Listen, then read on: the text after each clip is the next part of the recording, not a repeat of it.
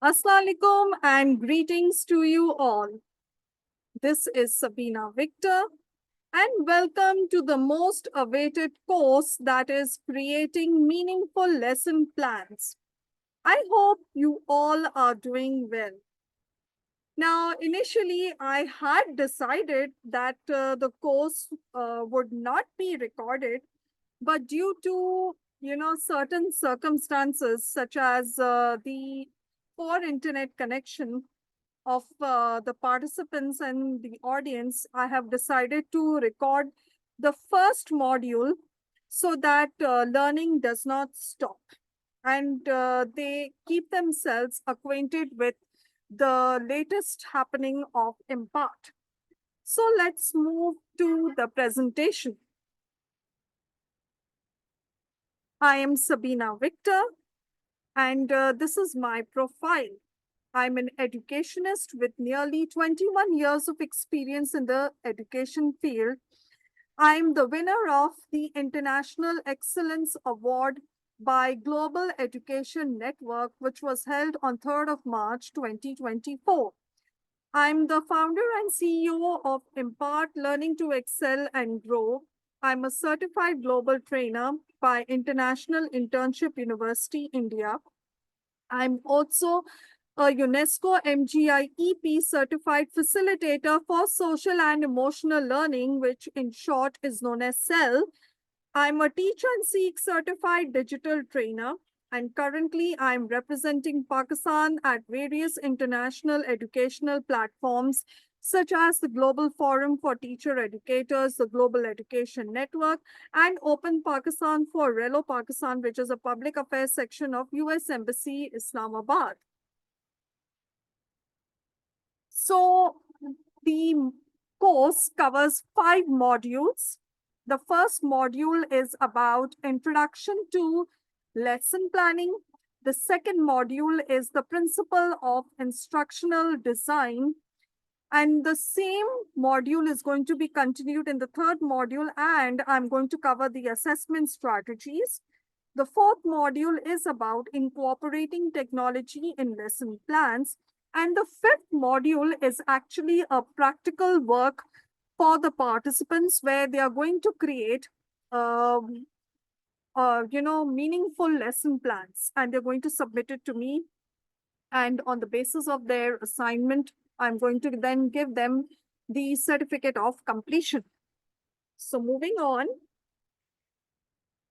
So right now, I want you to think and share your expectations.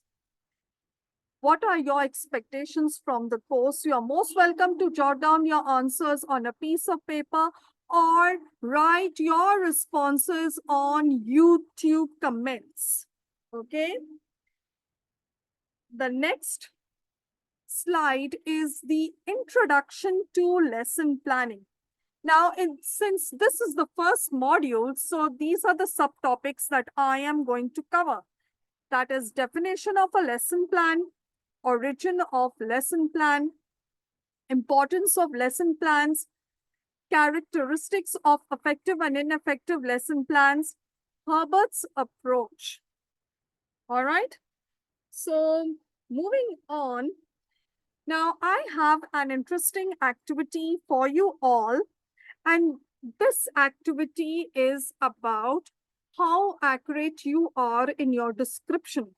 Now, there is an image in front of you. I want you to look closely at that image and then answer these questions.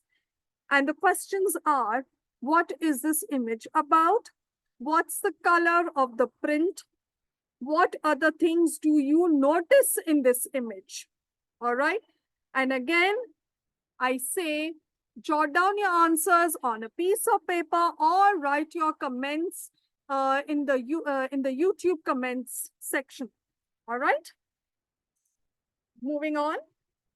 Now, this is a QR code of a Mentimeter activity, which I did with my participants when I went live on Google Meet. So I'm sharing the responses of the participants now. So I had asked them that what words come to your mind for lesson plan, and this is the response they gave to me.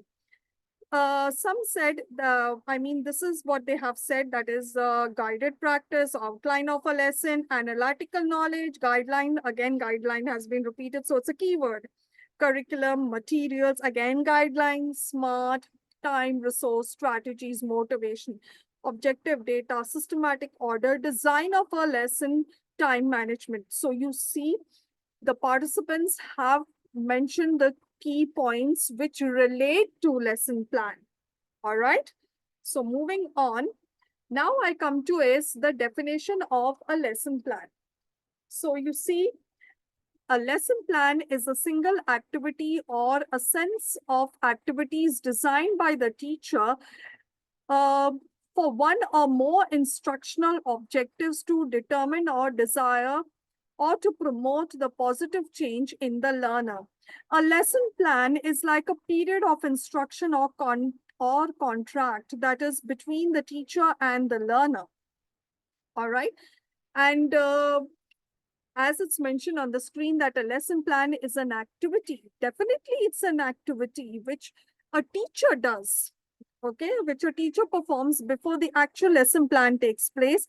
A lesson plan is a detailed description of the instructional strategies and learning activities to be performed during the teaching and learning process. So you see, before the teacher enters the class, there are thorough preparations which have to be made by the teacher, and the first thorough preparation is of a lesson plan, where the teacher sits down, has a look at the content, and then decides how that content is going to be taught to the students and what activities are appropriate for that particular content, which would help to, not only the students to gauge what is being taught in the class, but also to assess the new learning that has taken place in the class. And that learning can be assessed through various activities, maybe through group work, through pair work, and and a number of things that the teacher does depending upon the topic, the chapter, or the course. And this definition has been offered by the Open University.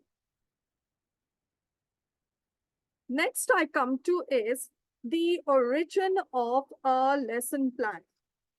Now, the lesson plan originated from Gestalt's psychology.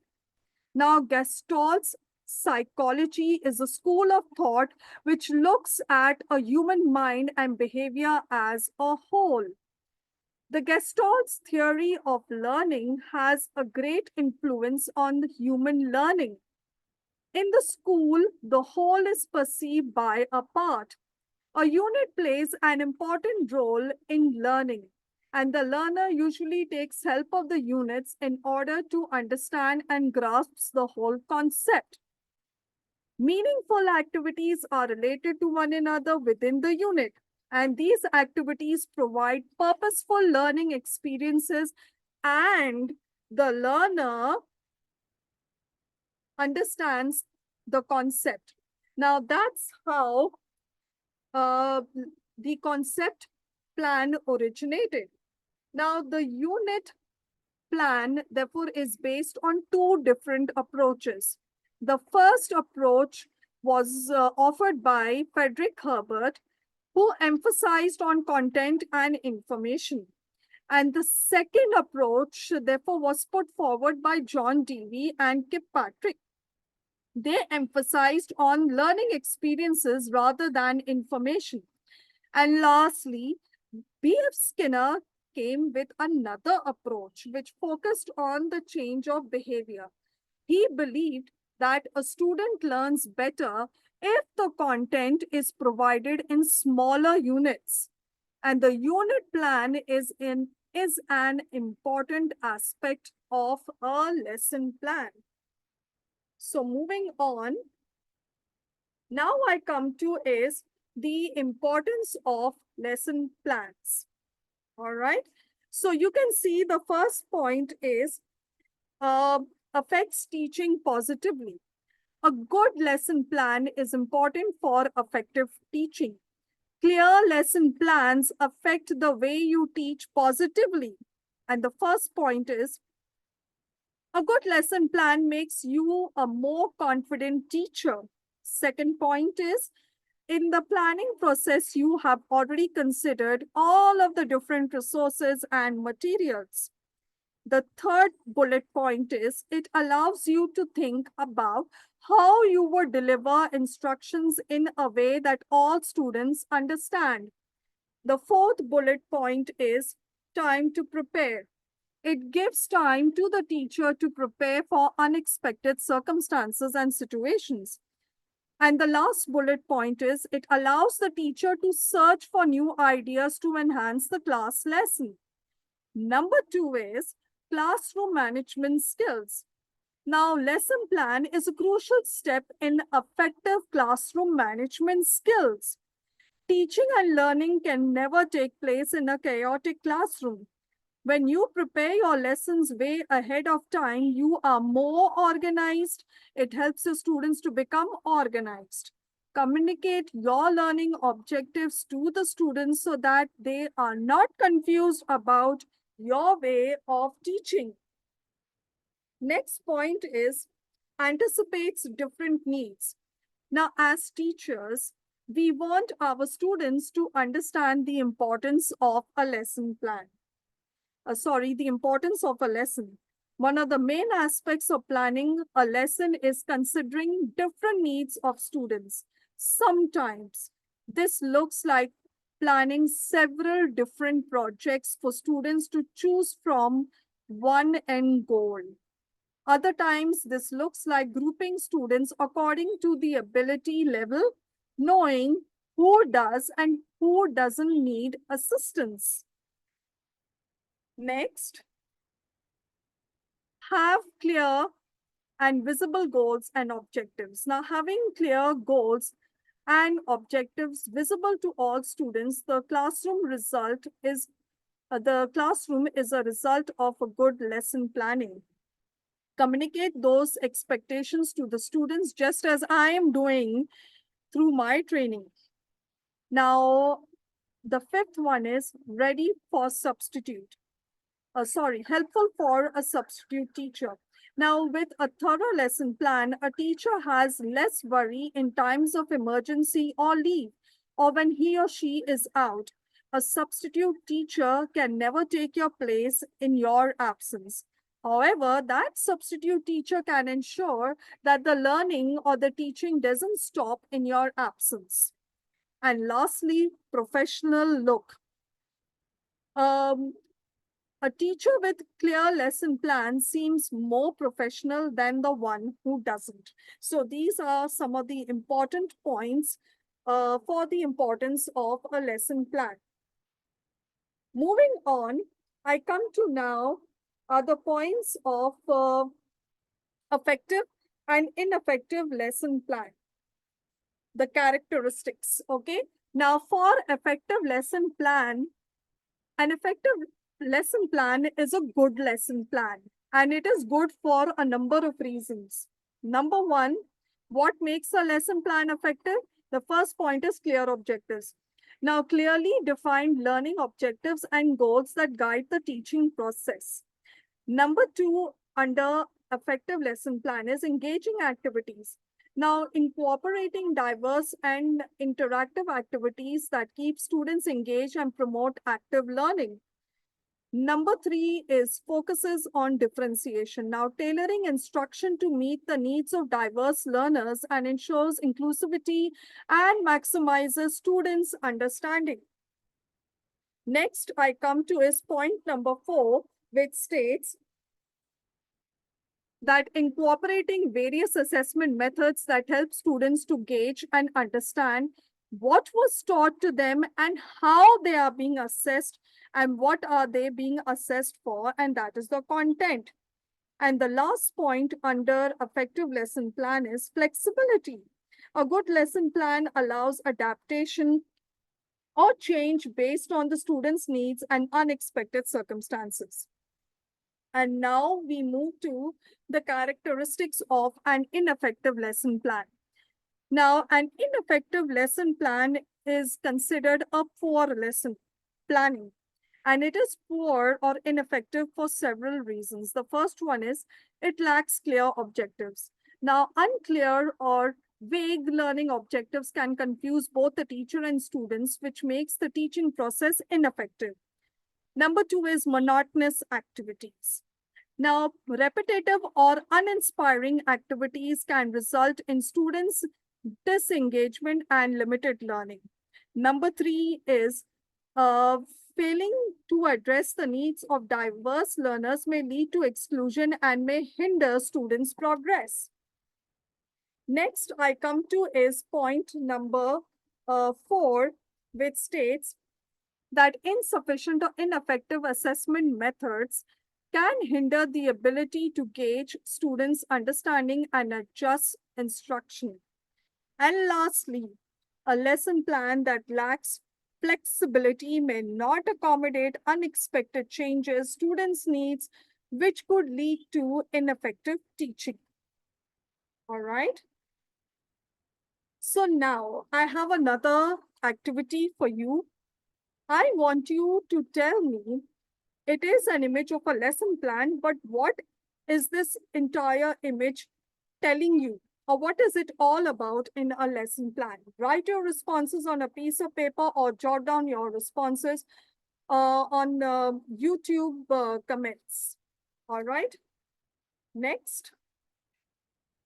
Now, this is the image of a very popular personality of the past, and his name is John Friedrich Herbert.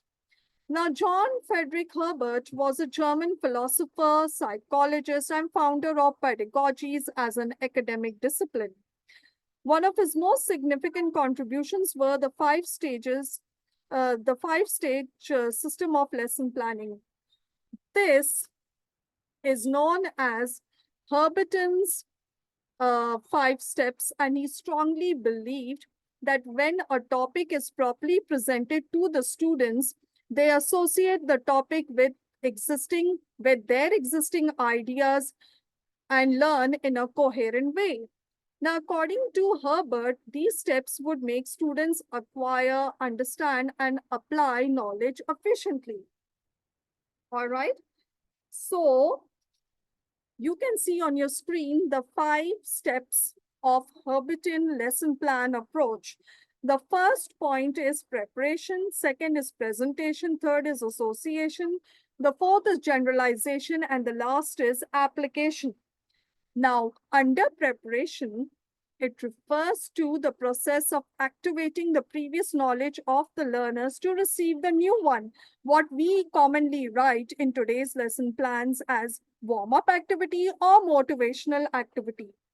Next is the presentation. It refers to the stage where the teacher presents the topic or the concept using concrete experiences for quality experience. That means nowadays teachers use resources, variety of resources. It can be charts, it can be visuals, it can also be digital tools, all right, which makes learning interesting and engaging for the students. Next comes is the association.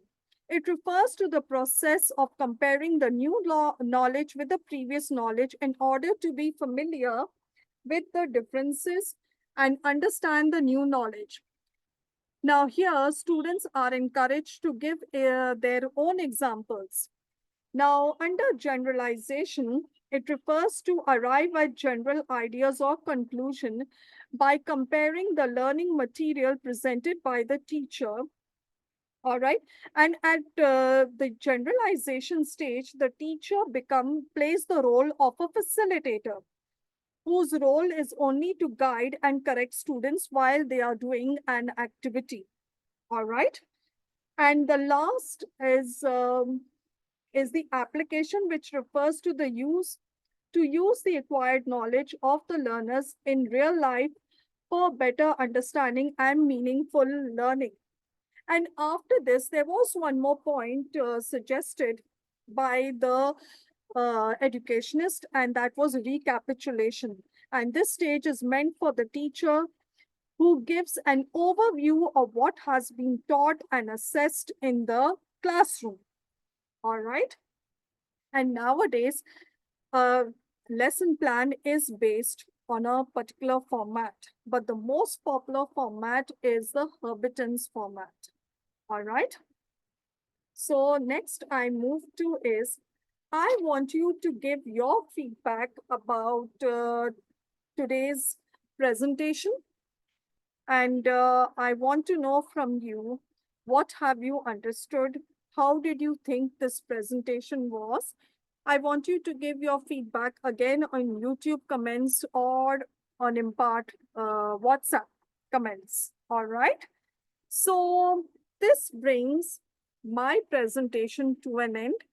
And if you have questions or queries, you're most welcome to approach me and I will happily do the needful, that is by answering them. Okay.